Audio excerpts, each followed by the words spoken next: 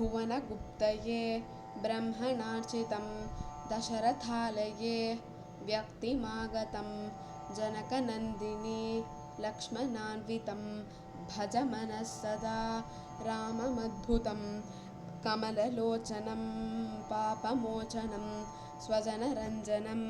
दैत्यभञ्जनं षडरिमर्दनं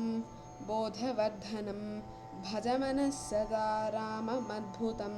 सुरपतिं अयोध्यापुरे वरे सुरतरोस्थले मण्डपान्तरे मणिमयाशने सम्यगास्थितं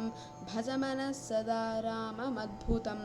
अगणितौजसं दण्डसागरं प्रणततापसं साधुमानसम् अमितभाससं पीतवाससं भज मनः सदा राममद्भुतम् अमरकिन्नरै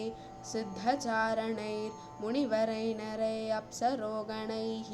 परमविद्यया सम्यगर्चितं भज मनः सदा राममद्भुतं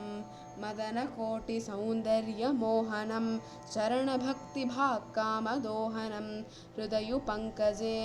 ध्यात्महृत्पदं भज मनः सदा राममद्भुतं चरितविस्तरं कोटिभेषजं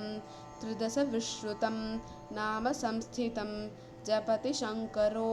वाप्ततत्परं भज मनः सदा राममद्भुतम् एतदद्भुतं राघवाष्टकं प्रतिदिनं पठेद् भक्तिपूर्वकं तनुमिमाय यथा हेयकञ्चुकं विरहयल्लभे ज्योतिरात्मकं